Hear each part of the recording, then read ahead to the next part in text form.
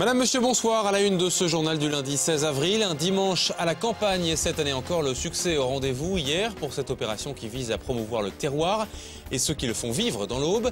Parmi les 58 sites ouverts au public cette année, le village de Ménil-Saint-Loup et le lycée agricole de Saint-Poinge. Reportage dans un instant. Pour la 4e édition du festival Qualité Féroce, les passionnés d'art graphique se sont donné rendez-vous à la galerie L'Arrivage à Troyes. Pendant 3 jours, près d'1 millier de curieux ont fait le déplacement. Au programme notamment un concours de fanzine. Et puis un spectacle haut en couleur samedi soir à Marigny-le-Châtel avec la présence de plusieurs incroyables talents remarqués sous les projecteurs de la Petite Lucarne. Parmi eux, 2 jeunes danseurs âgés de 10 ans, plutôt bluffants, vous verrez. Munis d'écharpes et de bonnets pour certains à cause du vent et du froid, les citadins se sont lancés en nombre à l'assaut du monde rural hier pour la 16e édition de l'opération Un dimanche à la campagne. 58 sites étaient ouverts au public, répartis sur l'ensemble du département. Alors si les animaux de la ferme attirent les enfants, le terroir avec son authenticité et la passion de ceux qui le font vivre a lui su attirer les plus grands. Exemple à Ménil-Saint-Loup et Saint-Poinge avec Aurélie Colombel et Damien Ardois. L'opération Un dimanche à la campagne, c'est un peu le salon de l'agriculture version auboise. Parmi la 60aine de sites ouverts pour l'occasion, le lycée agricole de Saint-Poinge. Pour la 3e année consécutive, on ouvre ici aux citadins troyens notamment les portes de l'exploitation. Le projet est porté par 3 étudiants de l'établissement. Le but principal, c'est de faire découvrir le monde agricole à un public assez large, à savoir qu'on est assez proche de Troyes et donc attirer le plus de monde possible pour qu'une famille passe un bon moment, vienne découvrir notre exploitation, notre lycée et le monde agricole. Parmi les visiteurs d'un jour, beaucoup d'enfants intéressés notamment par les poneys ou la tonte des moutons effectuée par les lycéens eux-mêmes. Les plus grands privilégient, eux, les stands dédiés aux produits locaux. On est venu surtout pour les enfants. On était déjà venu l'année dernière et qu'on avait déjà trouvé ça très intéressant.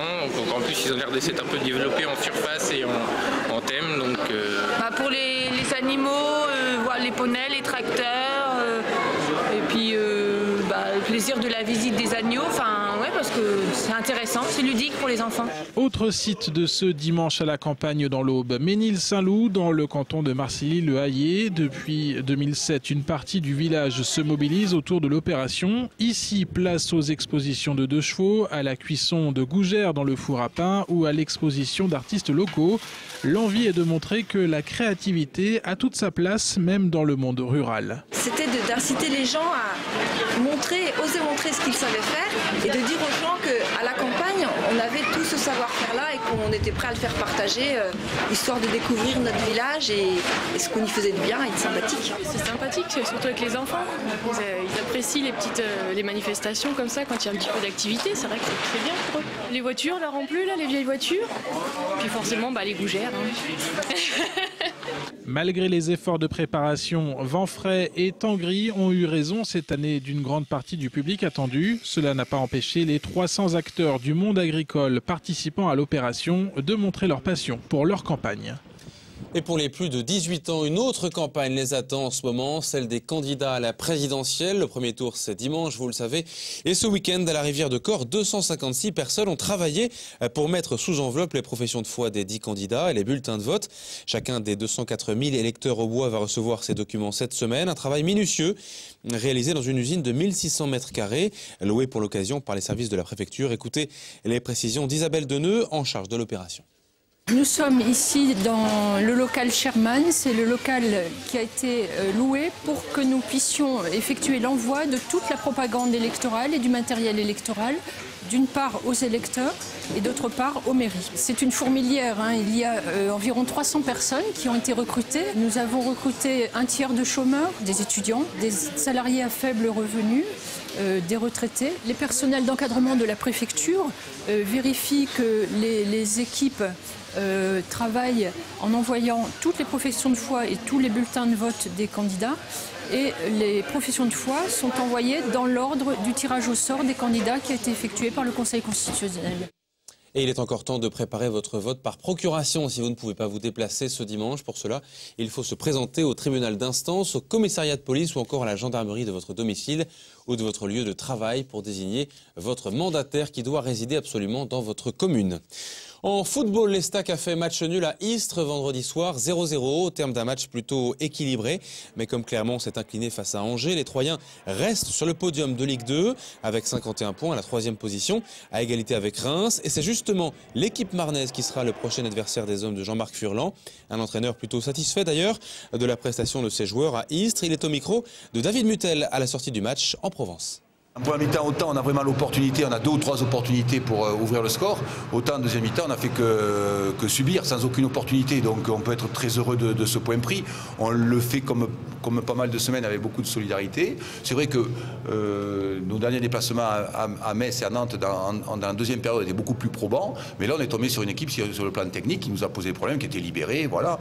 Et donc satisfait d'avoir pris un point face à un adversaire qui est qu'on n'a pas pu battre et qui est, si je m'abuse, ils sont invaincus depuis le 1er janvier, quoi. Et prochain match pour les Troyens, le derby donc, ce sera vendredi à 20h20 dans la Marne au stade Auguste Delaune. Ambiance déjantée ce week-end pour le 4e festival Qualité Féroce, un rendez-vous prisé dans le milieu des arts graphiques qui avait lieu cette année à l'Arrivage à Troyes et non plus à l'école de design. Une mise en valeur des ouvrages ou images qui ne sont pas diffusés dans les grands réseaux de distribution. Pour les artistes et les créateurs, une manière de s'exprimer. Pour les visiteurs, une découverte culturelle, plutôt insolite d'ailleurs. Reportage lors d'un concours de fanzine. Aurélie Colombel et Aurélie Juigné. Créer un fanzine de toutes pièces en même pas une journée, 15 équipes ont relevé le défi samedi à la galerie L'Arrivage. Des créateurs motivés par ce concours de magazines amateurs proposé chaque année par l'association Qualité Féroce. Toutes les heures, on donne un thème différent. Il y a des équipes qui doivent concevoir, accoucher d'un fanzine. Alors, fanzine papier, fanzine objet, fanzine humain. Ce qu'on a envie, c'est une performance, en fait. Des thèmes variés comme « Docteur, j'ai avalé mon piercing »,« Les éoliennes, c'est moche » ou encore « Menu présidentiel ». Les techniques sont libres. Collage, dessin, art plastique, texte ou même sculpture en bois. Les participants apprécient ce concours atypique et détonnant. L'ambiance est vraiment super sympa, très libre toujours et j'aimerais bien en faire plus en fait. C'est vraiment très agréable de pouvoir se lâcher. Une liberté totale d'esprit et on peut aller très très loin. Plusieurs équipes ont en effet réalisé des fanzines à caractère sexuel ou scatologique. Qualité Féroce s'adresse surtout à un public adulte. Les œuvres les plus osées sont tout de même placées dans un espace réservé pour ne pas choquer les plus jeunes visiteurs, car cet événement touche une audience large. Il y a des gens qui sont à la base amateurs d'images, de graphisme ou de bande dessinée. Après, il y a des gens qui sont amateurs d'art. Et après, il y a des gens qui sont juste curieux et en fait qui découvrent un univers. Donc c'est vraiment ouvert à tout le monde. Les visiteurs ont notamment pu observer les photomontages numériques de Jean Lecointre, des images souvent déroutantes. Certaines, en 3 dimensions, offraient une expérience encore plus particulière. Il y a différents plans déjà. Et au niveau des dessins, je trouve qu'ils sont intéressants. Moi, j'aimerais bien voir ça peut-être dans ma cuisine ou peut-être même dans les toilettes, par exemple. Ça peut inspirer les visiteurs que j'aurai chez moi. L'espace vente était consacré aux éditions graphiques alternatives. Le principe, publier et diffuser des créations personnelles en édition limitée. Sans les contraintes de la grande distribution, cela donne des œuvres très variées et surtout très libres. Il y a des choses excellentes, il y a des choses très drôles, il y a des choses très, très sales, il y a des choses pornographiques, il y a des choses... Il n'y a pas de censure en fait, c'est carte blanche totale parce qu'il n'y a pas de contraintes de diffusion. Entre vendredi et dimanche, 1000 personnes environ ont passé les portes de la galerie L'Arrivage. Le succès se maintient donc pour Qualité Féroce. Amateurs d'art graphique décalé ou simples curieux, rendez-vous début avril 2013 pour la 5e édition.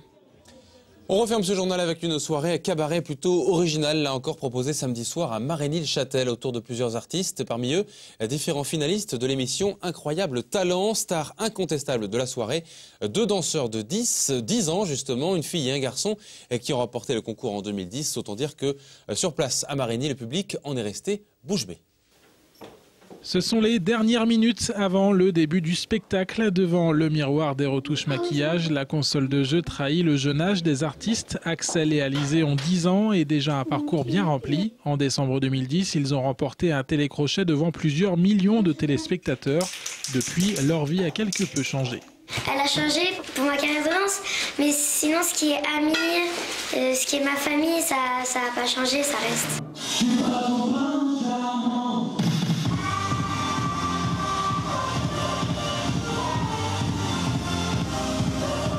1 an et demi après les plateaux télé, le petit couple s'est produit samedi salle de l'Espérance à Marigny-le-Châtel. Si l'affluence est moindre, le show reste de qualité. Il permet même à Axel et Alizé de se lâcher plus que lors des concours de danse officiels. En compétition, on fait imposer, ça veut dire latine. On n'a pas le droit de faire tout ce qu'on fait dans les shows, par exemple. Toutes les tenues, on n'a pas le droit, et toutes les chorés qu'on fait, on n'a pas le droit. C'est pas de la danse latine, c'est presque pareil, c'est de la danse de salon. Mais on en pratique, on n'en pratique pas, quoi. On en a fait juste comme ça pour le show, parce que nos profs de danse pensaient qu'on pouvait le faire pour un show.